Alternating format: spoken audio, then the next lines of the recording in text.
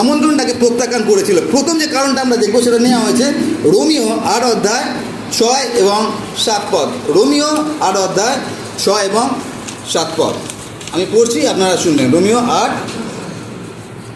6 এবং 7 পদ লেখা আছে এরকমভাবে, মাংসের ভাব মৃত্যু, কিন্তু আত্মার ভাব জীবন ও শান্তি। কেননা মাংসের ভাব ঈশ্বরের প্রতি শত্রুতা, কারণ তা ঈশ্বরের বশীভূত হয় না, বাস্তবিক হইতে পারেও না। আমাদের প্রথম যে কারণটা আছে, প্রথম কারণটা কি, সেটা হচ্ছে কেন তারা সেদিনকে যেতে পারেনি। তার কারণ হচ্ছে, প্রথম কারণ মাংসিক ভাব। মাংসিক ভাব মানে হচ্ছে এই তিনজন যে অজুহাতটা দিয়েছিল, প্রথম অজুহাতটা ছিল জমি সংক্রান্ত, দ্বিতীয়টা হচ্ছে কাজ সংক্রান্ত, তৃতীয়টা হচ্ছে পরিবার সংক্রান্ত। তার মানে তিনটে যে অজুহাত দেখি, তিনটে অজুহাত হচ্ছে মাংসের সঙ্গে যুক্ত, মানে হচ্ছে জাগতিক সমস্যা বা জাগতিক অজুহাত। এই একটা অজুহাত তাদের ঐশ্বরিক ছিল না। তো প্রথমে এখানে যেটা লেখা আছে, আপনারা বাইবেল খোলা রাখবেন, লেখা আছে মাংসের ভাব মৃত্যু, কিন্তু আত্মার ভাব জীবন ও শান্তি। আর তারপরে লেখা আছে, কেননা মাংসের ভাব ঈশ্বরের প্রতি কী লেখা আছে, শত্রুতা। কোনো কিছুদিন আগে আমাকে একজন নিমন্ত্রণ করলো বিয়ের জন্য, কোনো একজন মেয়ে আমাকে বিয়ের জন্য নিমন্ত্রণ করলো, শুধু আমাকে না, আমার পুরো পরিবারকে নিমন্ত্রণ করলো। আর ওই বিয়েতে যখন নিমন্ত্রণ করা হলো, আর আমি যখন নিমন্ত্রণ করা হচ্ছে, তখন আমি মনে মনে ভাবছি যে আমি যাবো কি যাবো না, সিদ্ধান্ত ওখানে হয়ে গেছে। আর তারপরে আমরা গেলাম না। কেন গেলাম না, তার পিছনে মানে কারণ থাকতে পারে, কিন্তু দুটো বিশেষ কারণ ছিল। সেই দুটো কারণের মধ্যে প্রথম কারণটা হচ্ছে বিয়েটা রবিবার হচ্ছিল বিকালবেলা, সেটা আমার পক্ষে অসম্ভব রবিবার যাওয়া বিকালবেলা, কারণ আমার চার্চ অ্যাবসেন্ট করতে হবে। দ্বিতীয় যেটা কারণ ছিল সেটা হচ্ছে, যে আমাকে নিমন্ত্রণ করেছে তাকে আমি অত ভালোভাবে চিনি না, দূরের কোনো একটা সম্পর্ক, কখনো আমার সঙ্গে দেখা হয়েছিল কোনো মণ্ডলীতে, তারপরে আমাকে নিমন্ত্রণ করেছিল। আর সেই জন্য আমি হৃদয় থেকে ওই রকম আকর্ষণ ফিল করিনি যে আমাকে সেখানে যেতে হবে। আমি যেটা বলতে চাইছি, যখন আমাদেরকে কেউ আমন্ত্রণ করে, আমি সেখানে যাব, সেটাকে গ্রহণ করবো কি করবো না নির্ভর করে তার সঙ্গে আমার সম্পর্কটা কী আছে। যদি ঘনিষ্ঠ সম্পর্ক হয়, যদি আমার ক্লোজ ফ্রেন্ড হয়, যদি আমার পরিবারের কেউ হয়, তাহলে আমি সেখানে অবশ্যই যাব। কিন্তু এমন কেউ নিমন্ত্রণ করলো যাকে হয়তো আমরা চিনি না বা জানি না, সেখানে হয়তো আমরা নাও যেতে পারি। তার মানে নির্ভর করছে আমাকে কে নিমন্ত্রণ করছে, তার সঙ্গে আমার আন্ডারস্ট্যান্ডিং কীরকম আছে। যদি আন্ডারস্ট্যান্ডিং ঠিক থাকে তাহলে আমরা যাই, আর যদি আন্ডারস্ট্যান্ডিং ঠিক না থাকে তাহলে হয়তো আমরা অনেক সময় নাও যেতে পারি। আমি কেন বলছি, এখানে যে কথাটা লেখা আছে, দারুণ কথা লেখা আছে, লেখা আছে মাংসের ভাব মৃত্যু। আর তারপরে আপনারা দেখবেন লেখা আছে, কেননা মাংসের ভাব ঈশ্বরের প্রতি শত্রুতা। মাংসের ভাব ঈশ্বরের প্রতি শত্রুতা। আর এই তিনজনের যে ভাবটা ছিল, তিনজনের একটাই ভাব ছিল, সেটা হচ্ছে মাংসের ভাব। আর যে তাদেরকে নিমন্ত্রণ করেছে সে কে, সে কে, স্বয়ং ঈশ্বর। যদি ঈশ্বর তাদেরকে নিমন্ত্রণ করেছে, সেখানে কোনো মানসিক বিষয় চলবেই না, অথচ এদের চিন্তা ভাবনা মানসিক। তার মানে আমি যেটা বলতে চাইছি সেটা হচ্ছে, যে তাদেরকে নিমন্ত্রণ করেছে তাদের সঙ্গে এদের সম্পর্কটা কীরকম। যদি বাইবেল আমরা দেখি, যদি এখানে পৌলের কথা দেখি, তাহলে এই তিনজনের সঙ্গে যে তাদেরকে নিমন্ত্রণ করেছে তাদের সঙ্গে সম্পর্কটা বন্ধুত্বপূর্ণ না, সেটা হচ্ছে শত্রুতার সম্পর্ক। কারণ আমাদেরকে যে নিমন্ত্রণ করেছে তার কাছে মানসিক কোনো বিষয় চলবে না, অথচ আমরা তো মানসিক লোক। আমি তো জমির কথা ভাবছি, আমি কাজের কথা ভাবছি, আমি পরিবারের কথা ভাবছি। তাহলে ওই লোকের বিবাহ বা কোনো একটা অনুষ্ঠান করছে, কেন আমি সেখানে যাব। তো প্রথম যেটা কারণ সেটা হচ্ছে মানসিক কারণ। আর এই মানসিক কারণ সম্বন্ধে বাইবেল আমাদেরকে একটা দারুণ শিক্ষা দেয়, সেটা প্রেরিতদের কার্যবিবরণী 5 অধ্যায় লেখা আছে। কে জানেন 5 অধ্যায় কী লেখা আছে? প্রেরিত 5 অধ্যায় 1 পদ থেকে লেখা আছে, সেখানে ভেরি গুড অননীয় আর সাফিরার কথা লেখা আছে। আর সেখানে লেখা আছে একজন দম্পতি ছিল, তাদের নাম অননীয় আর সাফিরা। আর যখন তারা দেখলো যে প্রত্যেক বিশ্বাসী তাদের যা কিছু স্থাবর অস্থাবর সম্পত্তি ছিল বিক্রি করে প্রেরিতদের চরণে দিচ্ছে, আর যখন দিচ্ছে সবাই হাততালি দিচ্ছে, দারুণ বিষয় হচ্ছে। আর তখন অননীয় সাফিরা মনে মনে পরিকল্পনা করলো যে আমাদের তো জমি আছে, চলো জমিটা বিক্রি করে দিই, আর তারপরে প্রেরিতদের চরণে দিই। কেন দিই? এই জন্য দিই না যে লোকের উপকার হয়, এই জন্য দিই যে ভালো লাগা বিষয়টা ওটা যেন আমাদের মধ্যে একটু হয়। কীরকম? যে আমি একটা দারুণ কাজ করছি, একটা সমাজসেবামূলক কাজ করছি, প্রেরিতদের চরণে দিচ্ছি, আর এই জিনিসটা আমাদের প্রত্যেকের মধ্যে আছে। আর আমি এরকমভাবে সবসময় বলি, যখন আমরা কোনো ভিখারিকে কোনো ভিক্ষাতে যদি পকেট থেকে 10 টাকা বের করে আশেপাশে দেখি, কে আমাকে দেখছি যে আমি 10 টাকা দিচ্ছি, তার কারণ আমাদের একটা মনে লাগা, একটা ভালো লাগার একটা বিষয় কাজ করে, জেনে বা না জেনে, অজ্ঞাত সারে। আর ওই ভালো লাগার জিনিসটা হচ্ছে আত্মধার্মিকতার বিষয়, ওটা ভয়ানক জিনিস আছে। তো এই যে দুজন অননীয় সাফিরা, তারা ভাবলো কি আমাদের জমিটা বিক্রি করে প্রেরিতদের চরণে দেবো। তারা বিক্রি করলো, সকল কিছু ঠিক ছিল।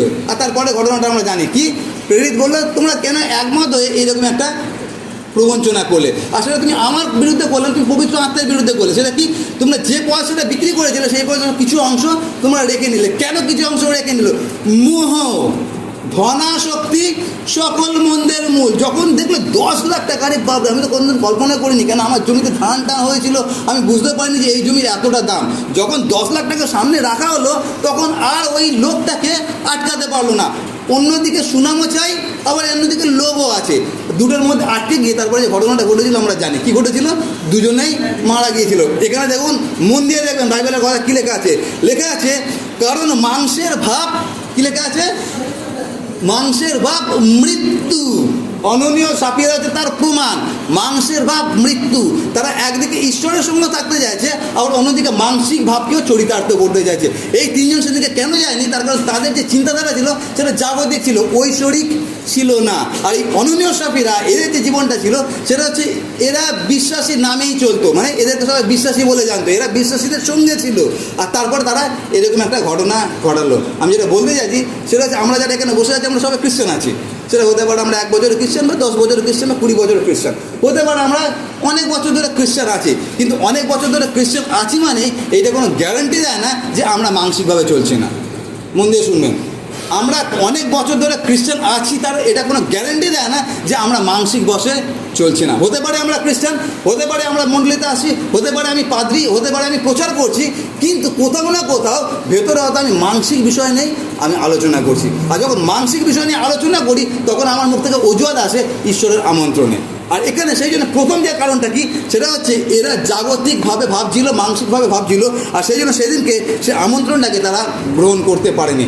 আজকে আমরা কোন জায়গায় আছি আমাদেরকে মাথায় রাখতে হবে। আমরা খ্রিস্টান হয়ে গেছি মানে আমরা ছাড়পত্র পেয়ে যাইনি। তার কারণটা কি? তার কারণ হচ্ছে পরিত্রাণ হচ্ছে পদ্মপাতায় জল নিয়ে হাঁটার মতো, যে কোনো সময় চলকে পড়ে যেতে পারে। আর সেই জন্য আমাদেরকে খুব সাবধান থাকতে হবে যেন আমাদের মধ্যে জাগতিকতা কখনো যেন প্রবেশ না করে। আমাদেরকে যা কিছু দিয়েছেন জাগতিক দিক থেকে, ওটা দিয়েছেন আমাদের যতদিন আমরা পৃথিবীতে আছি বেঁচে থাকার জন্য প্রয়োজন, সেই জন্য দিয়েছেন। ওর মধ্যে আসক্ত থাকার জন্য তিনি আমাদেরকে দেননি, আমরা যেন কখনো ওর মধ্যে না আটকে যাই। আর সেই জন্য প্রথম যে কারণটা ছিল সেটা কি, সেটা হচ্ছে মানসিক ভাব। আর ওই জন্য সাধু পৌল একটা খুব সুন্দরভাবে কথা বলেছেন, সেটা হচ্ছে তোমরা ঊর্ধ্বস্থ বিষয় ভাবো, পৃথিবীস্থ বিষয় ভাবিও না। আমরা কতজন আছি আমরা সত্যি ঊর্ধ্ব বিষয় ভাবি? এই তিনজনের যদি ঘটনা দেখি, তিনজনের একজনও তারা ঊর্ধ্বস্থ বিষয় ভাবছিল না। আর এখানে যেটা ইম্পর্টেন্ট জিনিস আছে সেটা কি, এই তিনজনে কিন্তু আমন্ত্রিত হয়েছিল। বাইবেলে লেখা আছে অনেকেই আহত। আর এখানে সেটাই দেখি, তিনজনের কথা লেখা আছে তারা ইনভিটেশন পেয়েছিল, আমন্ত্রণ পেয়েছিল, কিন্তু তারা প্রবেশ আর করতে পারলো না। আমাদের সঙ্গে একই রকম ঘটনা হতে পারে। এখনও পর্যন্ত আমরা আমন্ত্রিত দলে হতে রয়েছি, কিন্তু কতজনকে ওখানে গ্রহণ করা হবে সেটা নির্ভর করে আমরা কীভাবে জীবনযাপন করছি। আর সেই জন্য খুব সতর্ক আমাদেরকে থাকা দরকার আছে যে আমরা জাগতিকতার সঙ্গে চলছি নাকি আমরা ঊর্ধ্বস্থ বিষয় আমরা ভাবছি। এটা হচ্ছে প্রথম বিষয়। দ্বিতীয় বিষয় যেটা, সেটা হচ্ছে আমার অতি পরিচিত বা অতি প্রিয় একটা অংশ, আর সেটা লেখা আছে যৌন লিখিত সুসমাচার 3:19। কী লেখা আছে 3:19? জগতে জ্যোতি আসলে আছে, কিন্তু মনুষ্যরা জ্যোতি হইতে অন্ধকারকে অধিক ভালোবাসিল। আর তার কারণটা কি? কারণ তাহাদের কর্ম সকল মন্দ ছিল। ওগুলো পড়ে নেবেন, খুব সুন্দরভাবে লেখা আছে। আর এই কথাটা সাধু পৌল বলছেন না, এই কথাটা পাস্টার কমল নদী বলছেন, এই কথাটা স্বয়ং প্রভু যিশু এই কথাটা বলছেন। সেটা কি? সেটা হচ্ছে জগতে জ্যোতি এসছে, কিন্তু জগৎ জ্যোতিকে মেনে নিল না, অন্ধকারকে মেনে নিল। তার কারণটা কি? তার কারণ তাদের কর্মসকল মন্দ ছিল।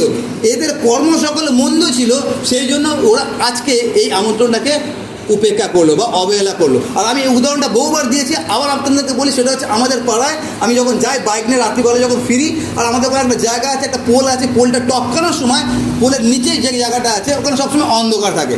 কেন অন্ধকার থাকে? ওখানে ল্যাম্প পোস্ট আছে, ওখানে ইলেকট্রিসিটি আছে, সকল কিছু আছে, কিন্তু ওই বিশেষ জায়গাটা অন্ধকার থাকে। কেন অন্ধকার থাকে? সেটা হচ্ছে সরকার থেকে ওইখানে ল্যাম্পপোস্টে যখন লাইট লাগিয়ে দিয়ে যায়, আর যেই লাইট লাগিয়ে দিয়ে যায় সঙ্গে সঙ্গে ওইখানে যে লোকরা আছে, কিছু লোক ওই লাইটটাকে আবার ইট মেরে ভেঙে ফেলে। কেন ভেঙে ফেলে? তার কারণ ওই পোলের তলায় প্রত্যেক দিন সন্ধ্যেবেলা ল্যাম্পপোস্টের নিচে বসে ওরা ওখানে নেশা করে। আর ওরা খুব ভালোভাবে জানে যে আমরা যে কাজটা করছি ওটা জ্যোতির মধ্যে করতে পারবো না, ওই জন্য ওরা লাইটটাকে ভেঙে দেয় যাতে অন্ধকারে করতে পারি। আর সেই কথা প্রভু যিশু আজ থেকে 2000 বছর আগে বলেছিলেন। সেটা কি? সেটা হচ্ছে আমাদের কাজ মন্দ বলে আমরা জ্যোতির কাছে আসি না। এই তিনজন ওরা একটা জিনিস ভালোভাবে জানতো, সেটা কি? আমাদেরকে যে নিমন্ত্রণ করেছে সেটা হচ্ছে জ্যোতি, সেটা হচ্ছে ঈশ্বর। তার কাছে যদি আমরা যাই আর আমাদের যে চিন্তা ভাবনাগুলো আছে সেগুলো সব প্রকাশ পেয়ে যাবে। সুতরাং ওখানে না যাওয়াই অনেক ভালো আছে। আর সেই জন্য প্রভু যিশু কোনো একটা সময় লুক লিখিত সুসমাচার তার 15 অধ্যায় একটা দৃষ্টান্ত বলেছিলেন। আর সেটা কি, একটা ধনী দুজন ছেলে ছিল, আমরা জানি ঘটনাটা। আর ওই দুজন ছেলের মধ্যে যে ছোটো ছেলে বললো, বাবা আমার যা কিছু সম্পত্তি আমাকে দিয়ে দাও। আর বাবা তাকে দিয়ে দিলেন। আর যখন দিয়ে দিলেন আর তারপর ছেলেটা কী করলো, তার বাবার পাশের বাড়িতে একটা ফ্ল্যাট কিনলো। জানি তো আমরা ঘটনাটা, দূর দেশে চলে গেল। আচ্ছা, পাশে তার মানে ছিল না, পাশে ছিল না, দূর দেশে চলে গেল। আর এটা হচ্ছে দারুণ একটা শিক্ষা। তো ছেলেটা এতদিন ধরে যখন পয়সা চাইছিল, ওর মাথার মধ্যে প্রি প্ল্যান ছিল কি কি করব। যেই টাকাটা পেলো, সবার আগে যে কাজটা করলো, প্রথম কাজ, ওর বাবার প্লটের পাশেই প্লট কেনে নি। ও কী করলো, দূর দেশে চলে গেল। কেন? তার পিছনে কারণটা কি লেখা আছে, সে দূর দেশে চলে গেল আর সকল অর্থ অনাচারে নষ্ট করলো। তার মানে এই ছেলেটা জানতো যে আমি টাকা পেলে আমি কী করব। আর যেহেতু জানতো কী করব, ওই একটা জিনিস খুব ভালোভাবে জানে, যদি আমার বাবার পাশে আমি যদি থাকি, তাহলে আমার বাবা আমাকে প্রত্যক্ষ বা পরোক্ষভাবে মানা করতে পারে। কেন কি, আমি যে কাজগুলো করব, ওই কাজগুলো বাবা আমাকে করতে দেবে না।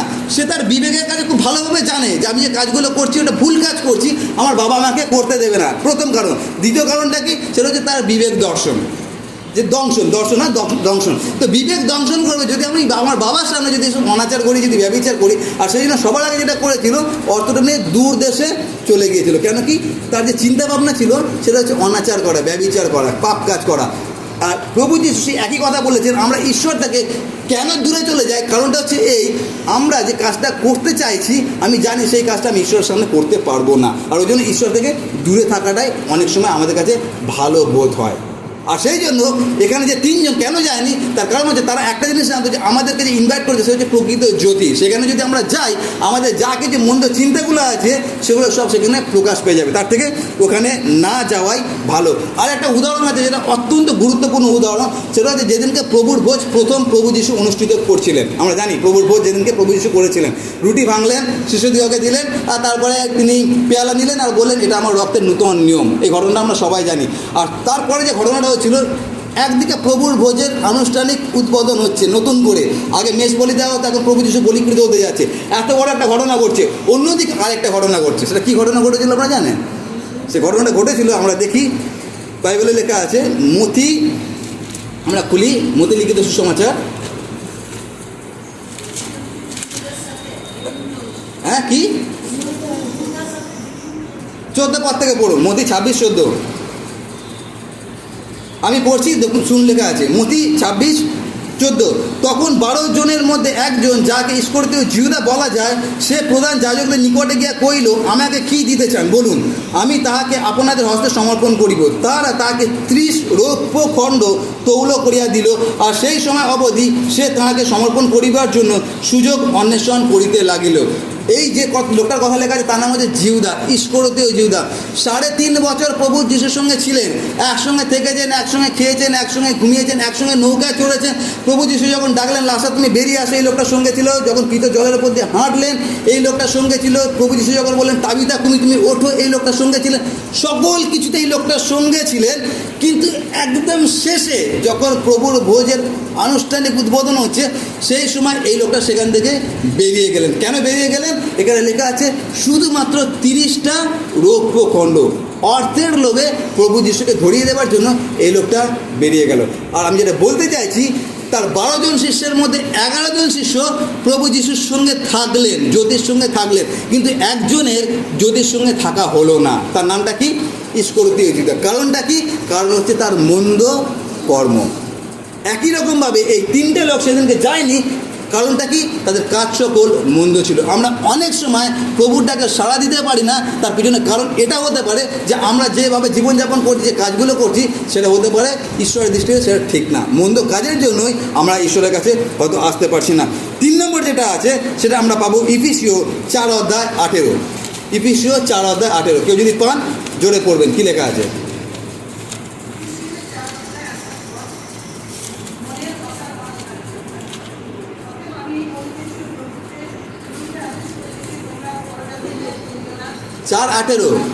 ইফিসীয় 4:18।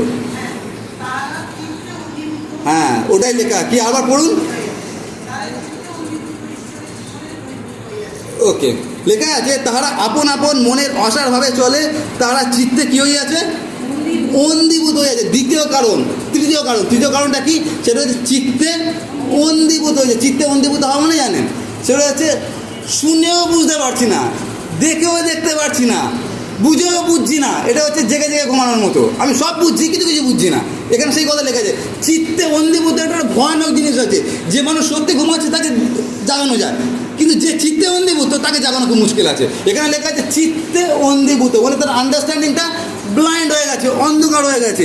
আর এটা এমনই অক্ষম ছিলাম যে এইটা বোঝাতে যে প্রভু যিশু হচ্ছেন একমাত্র ঈশ্বর। আর আমি কল্পনা করছিলাম যে এদের আন্ডারস্ট্যান্ডিং, এদের চিন্তাধারা, এদের বোঝার শক্তিটা কোথায় আটকে আছে।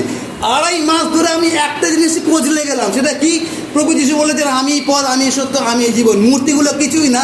আর আজকে সেই ছেলে 2.5 মাস ক্লাস করার পর আমার সামনে সেই মূর্তির গল্পই আবার পড়ে যাচ্ছে। আর এটা হচ্ছে শুধুমাত্র আমি অবিশ্বাসীদের কথা বলছি না, বিশ্বাসীরা আমরা সব কিছু জেনেও অনেক সময় এরকম কাজ করি যে আমি কিছুই বুঝতে পারছি না, কিছুই জানতে পারছি না। আর এটা একটা ভয়ানক বিষয় আছে। আর এর সঙ্গে আরেকটা যেটা বিষয় আছে সেটা লেখা আছে 2 করিন্থীয় 4:4। কোন একজন পড়বেন 2 করিন্থীয় 4:4 কী লেখা আছে? আমি পড়ছি 2 করিন্থীয় 4:4। লেখা আছে তাদের মধ্যে এই যুগের দেব অবিশ্বাসীদের মন অন্ধ করিয়াছে, যেন ঈশ্বরের প্রতিমূর্তি যে খ্রিস্ট তাঁর গৌরবের সুসমাচার দিকটি তাহাদের প্রতি উদয় না হয়। আর লেখা আছে তাদের মধ্যে এই যুগের দেব অবিশ্বাসীদের মন কি করে আছে? অবিশ্বাসীদের মনকে অন্ধ করে রেখেছে। যখন এই ছেলেটা বললো তখন আমার মাথায় এটাই আসছিল যে আমি কি এতদিন ধরে তাহলে বললামটা কি? যদি এটাই তার উত্তর হয়। আর এটা হচ্ছে ছোটোবেলায় আমাদের পাড়ায় একটা ফেরিওয়ালা আসতো। আর আমাদের যে ছোটোবেলায় যে ফেরিওয়ালাগুলো আসতো একটু গ্রাম্য টাইপের ফেরিওয়ালাগুলো আসতো, তাদের একটা বাঁশের মধ্যে অনেক কিছু খেলা লাগানো থাকতো আর কাঁধে করে নিয়ে আসতো। আর ওই ফেরিওয়ালা যখন আসতো ওটা আমাদের কাছে খুব আকর্ষণীয় একটা বিষয় ছিল। আর আমি বিশেষ করে আমার জন্য ওই ফেরিওয়ালার কাছে অনেক খেলা থাকতো, কিন্তু একটা খেলা আমার কাছে খুব একটা কী বলবো আকর্ষণের জায়গা ছিল। আর সেই খেলাটা হচ্ছে লাল নীল চশমা। আমি অনেকবার আপনাদেরকে বলেছি। আর ওই লাল নীল চশমা যখন কিনে দিত আর যখন লাল চশমা পড়তাম সব লাল দেখতাম। তখন ছোটো আমরা তো বুঝতাম না, যখন লাল চশমা পড়ছি সব লাল, সবুজগুলো যে গাছগুলো দেখলাম লাল হয়ে গেল।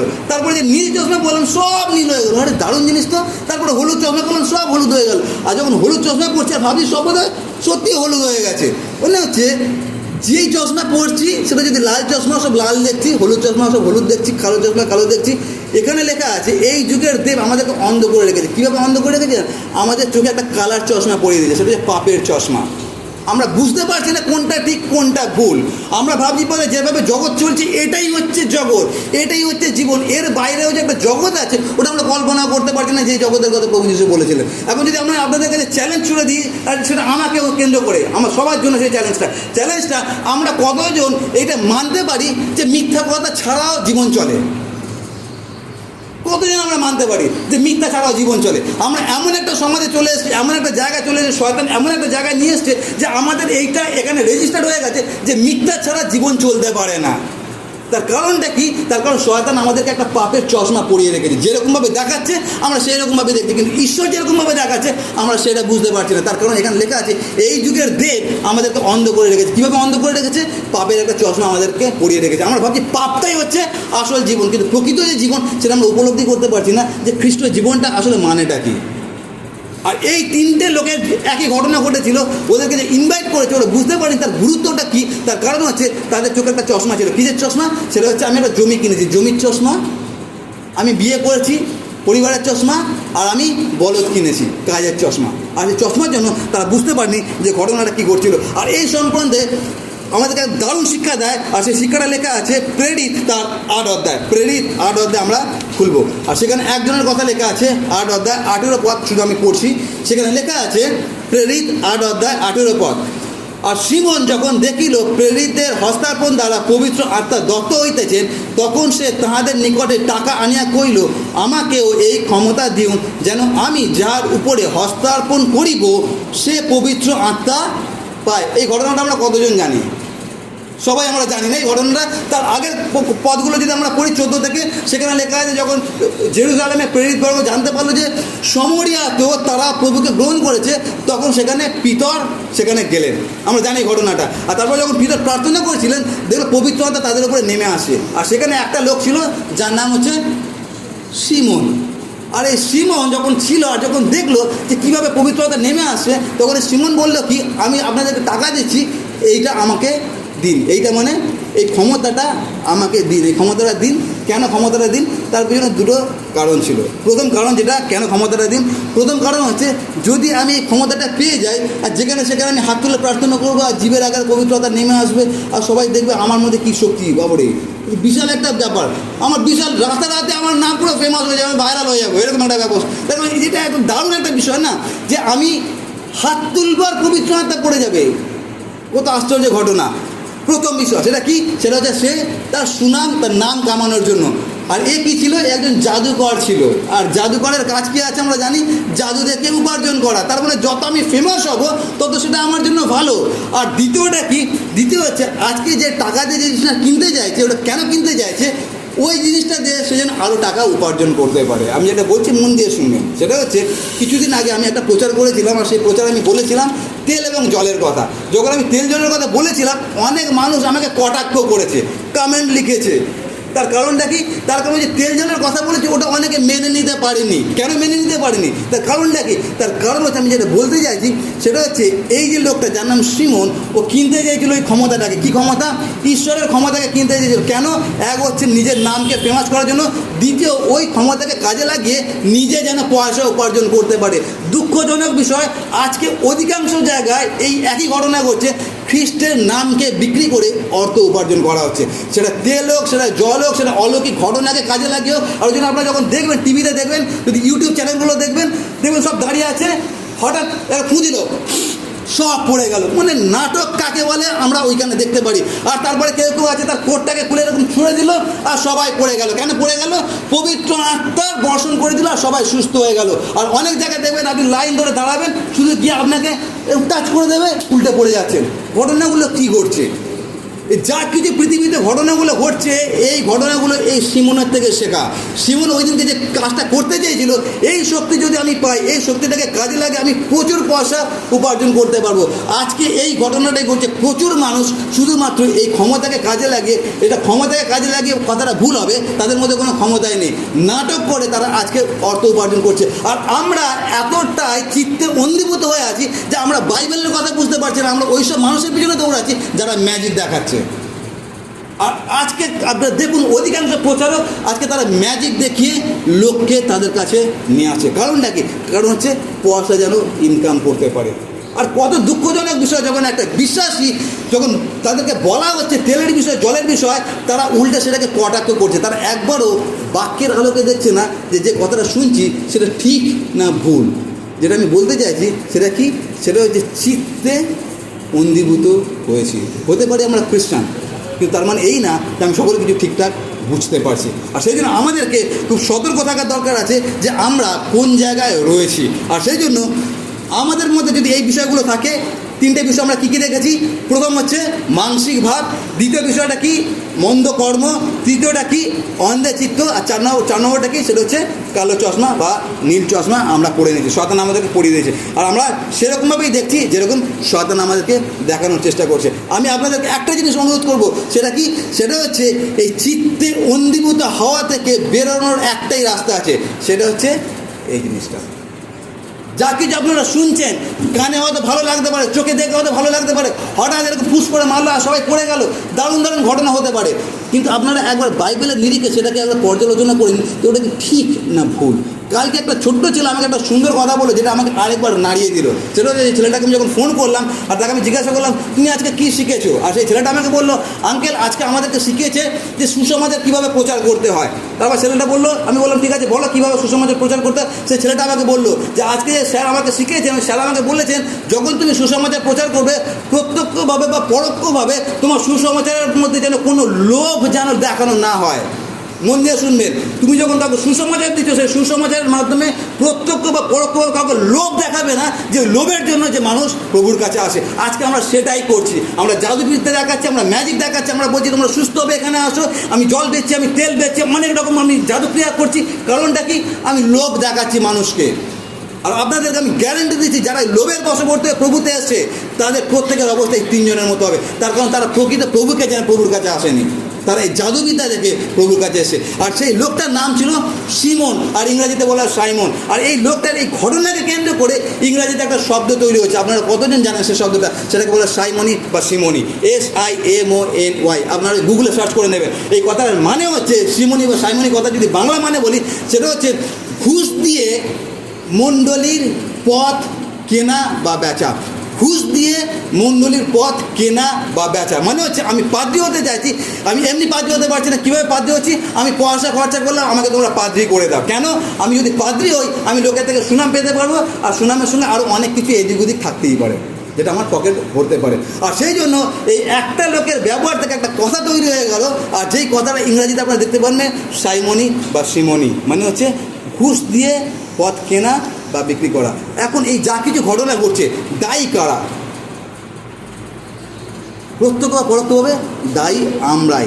আমরা যেহেতু চিত্তে অন্দীভূত হয়ে আছি, সেই জন্য আমরা ঈশ্বরের আমন্ত্রণকে আমরা গুরুত্ব দিচ্ছি না, কিন্তু ঈশ্বরের বাইরে যে আমন্ত্রণগুলো আছে সেগুলোকে আমরা গুরুত্ব দিচ্ছি। আমি যে ঘটনাটা বলেছিলাম সেটা কি? রবি জাকারিয়ার ঘটনা আপনাদেরকে বলেছিলাম। রবি জাকারিয়া এসেছিল, আমি সেটাকে গ্রহণ করতে পারিনি, আর সেই ক্ষোভটা আমার সারা জীবনের। আর এই তিনজনের ঘটনা একই রকম, কিন্তু কতজন বুঝতে পেরেছিল আমি সেটা জানি না। আর তারপরে আমি আমার আরেকটা দৃষ্টান্ত দিয়ে শেষ করব। আর আমি আমার যে জীবনের ঘটনাটা বলছি, এটা আমি নিজের ঢাক বাজানোর জন্য বলছি না, কিন্তু আমার জীবনের অভিজ্ঞতা আমি আপনাদের সঙ্গে শেয়ার করছি। সেটা হচ্ছে আমি 2000 সালে প্রভুকে প্রথম জানতে পারি। তার আগে আমার যে লাইফস্টাইল ছিল, মার্কামারা কলেজে আমি মার্কামারা স্টুডেন্ট ছিলাম। আর সেই রকম জায়গা থেকে প্রভু আমাকে 2000 সালে আমার প্রতি দয়া করলেন, তাকে আমি চিনতে পারলাম। আর তারপরে যখন আমার পড়াশোনা কমপ্লিট হলো, কমপ্লিট হওয়ার পরে যেটা হয় প্রত্যেকটা ইয়াং ছেলে, সেটা হচ্ছে এখন একটা চাকরির দরকার আছে। আর আমরা সব বন্ধুরা চারিদিকে চাকরির জন্য ঘুরতে লাগলাম, আর আমিও তাদের মধ্যে একজন। আর বিভিন্ন জায়গায় আমি ইন্টারভিউ দেওয়া শুরু করলাম। আর অনেক জায়গায় ইন্টারভিউ দিতে দিতে গতবার আমি আপনাদেরকে একটা ইন্টারভিউর কথা বলেছিলাম, আমাকে বলেছিলেন তুই যে আমার নাম বলবি হয়ে যাবে, কিন্তু কিছু হয়নি। তো আরেক জায়গায় আমি ইন্টারভিউর জন্য গেলাম। আর সেই যখন ইন্টারভিউর জন্য গেলাম, এটা একটা খুব ভালো জায়গায় একটা ইন্টারভিউ ছিল। সেটা কি? একটা কলকাতার একটা বড় হোটেল ছিল, আর সেই হোটেলে একটা রিসেপশনিস্ট একটা দরকার ছিল। ওখানে অনেকগুলো রিসেপশনিস্ট আছে, কিন্তু রিসেপশনিস্টের যে হেড থাকবে সেই পোস্টটা খালি ছিল। তো আমি সেখানে গেলাম ওই ইন্টারভিউটা দেওয়ার জন্য। আর যখন সেখানে গেলাম, আমার ইন্টারভিউ হলো, আর সব ইন্টারভিউ সব ঠিকঠাক হলো, আর আমার চাকরিটাও ফাইনালাইজড হয়ে গেল। আমাকে তিনি বুঝিয়েও দিলেন, একজন মহিলা ছিলেন, তিনি বুঝিয়েও দিলেন যে আপনার কাজ কী কী হবে। আর আমার খুব ভালো লাগলো, অনেক মোটা টাকার মাইনে ছিল, কাজটা দারুণ একটা কাজ ছিল, এসি ঘরে বসে শুধু কাজ তদারকি করে এরকম একটা কাজ ছিল। আর সব ঠিক। এবার কবে থেকে জয়েন করাবে সেটাও তিনি বলে দিলেন। আর তারপরে যখন যখন কথোপকথন হচ্ছে, তখন এই মহিলা হঠাৎ আমাকে একটা প্রশ্ন করলেন। আর সেই প্রশ্নটা এই যে আপনি আমাদের এই হোটেলটা জয়েন করতে যাচ্ছেন, আর আপনি আমাদের হোটেলটা দেখেছেন, এটা বিশাল বড় একটা হোটেল আছে, তো আপনি আমাদের একটা গ্যারেন্টি দিন যে আপনি আগামী 5 বছর আমাদের সঙ্গে থাকবেন। আর এই প্রশ্নটা লাস্ট প্রশ্ন সবাই করে থাকে, যে আমাকে যে নিচ্ছে কি গ্যারেন্টি আছে যে আমি কালকে ছেড়ে চলে যাব না। তো আমাকে এই প্রশ্নটা করা হয়েছিল যে আপনি আমাকে গ্যারেন্টি দিন যে আগামী 5 বছর আপনি আমাদেরকে ছেড়ে চলে যাবেন না। আর তখন আমি একটা কথা বলেছিলাম খুব নির্ভীকভাবে, সেটা অনেক সময় আপনাদের কাছে মূর্খতা হতে পারে, তো অনেক সময় ঈশ্বরকে গৌরব দেওয়া হতে পারে। কীভাবে দেখবেন সেটা আপনাদের বিষয়। তখন আমি বলেছিলাম এই মহিলাকে যে আমি আপনাদের সঙ্গে আগামী 5 বছর থাকবো, কিন্তু সেখানে একটা শর্ত আছে। সেটা কি? সেটা হচ্ছে আমি বাইবেল কলেজে একটা ফর্ম ফিল আপ করেছি, আর যদি বাইবেল কলেজে ডাক পাই আমি বাইবেল কলেজে যাব, কেন কি আমার উদ্দেশ্য আছে বাইবেল কলেজে গিয়ে আমি ঈশ্বরের বাক্য প্রচার করবো। যেই এই কথাটা আমি বলেছি, ওই মহিলা দুম করে টেবিলটাকে চাপড়ে ওখান থেকে উঠে চলে গেলেন, আর আমাকে জানা তাই বলে তিনি ওখান থেকে চলে গেলেন। চাকরিটা আমার হলো না। আমি যেটা বলতে চাইছি সেটা হচ্ছে, ছোটোবেলা থেকে মূর্তি তৈরি করে 2000 সালে প্রভুকে জানতে পারলাম।